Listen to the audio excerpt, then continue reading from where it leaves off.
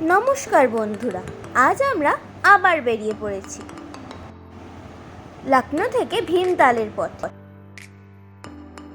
সকাল 7:30 নাগাদ আমাদের হোটেল IITM লখনউ থেকে বেরিয়ে আমরা রাস্তায় ব্রেকফাস্ট সেরে নিলাম।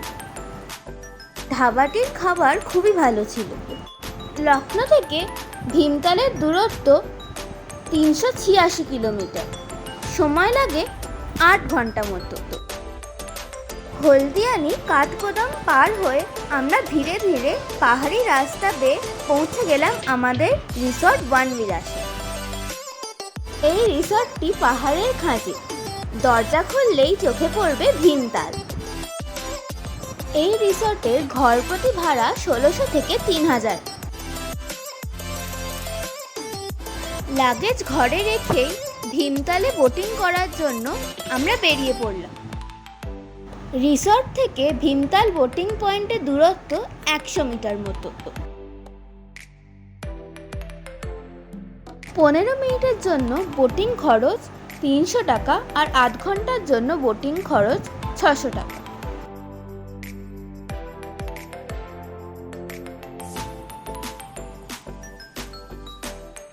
পরন্ত বিকেলের পর্বত বেষ্টিত ভীমতালে নৌবিহার এক নৈসর্গিক অনুভূতি জাগায়।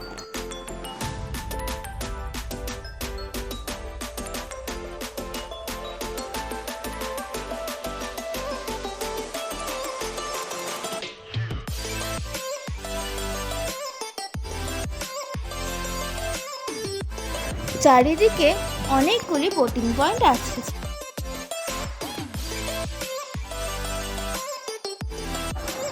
বোটিং করার পর আমাদের খুব খিদে পেয়ে গেছিল, তাই ভীমতালের অপর পাড়ের একটি রেস্টুরেন্টে খেয়ে নিলাম। এখানে খাবারের মান খুবই ভালো ছিল।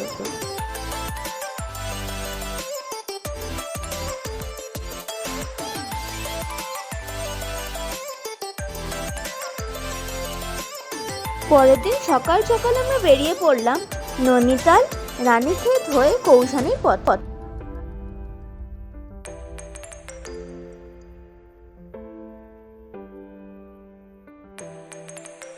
নৈনিতাল যাওয়ার রাস্তাটি খুবই সুন্দর, মনে হয় প্রত্যেকটা বাঁকে নেমে ছবি তুলি।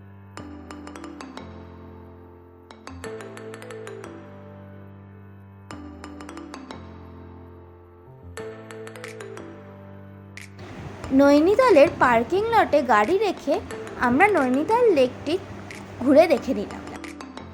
লেকের অপর পাড়ে ছিল নৈনি মাতার মন্দির।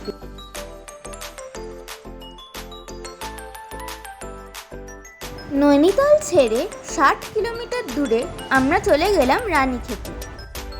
সময় লেগেছিল 2 ঘন্টা।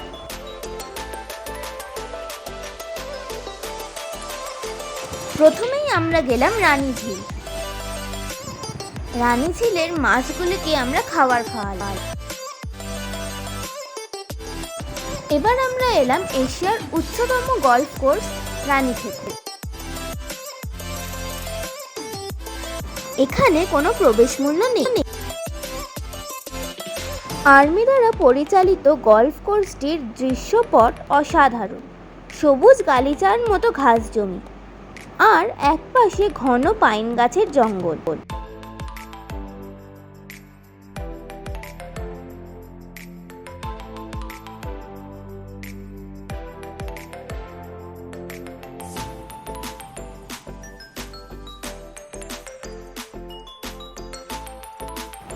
রানীক্ষেত গল্ফ কোর্স থেকে 60 কিলোমিটার মতো দূরে আমরা চলে গেলাম কৌশানীর অনাসক্তি আশ্রমে।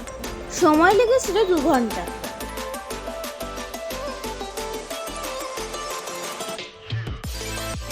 কৌশানী যাওয়ার রাস্তাটি খুবই সুন্দর। অনাসক্তি আশ্রম গান্ধীজি আশ্রম নামে পরিচিত, কারণ এখানে গান্ধীজি 14 দিন ছিলেন। গান্ধীজি থাকা ছবি সহ ভেতরে একটি ছোট মিউজিয়াম আছে ও একটি প্রেয়ার হলও আছে।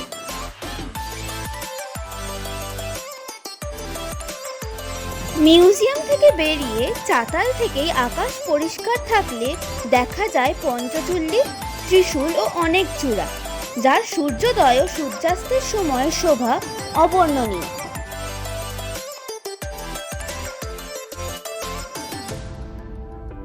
পাশেই রয়েছে একটি আবাসন, যেখানে 24টি থাকার ঘর আছে।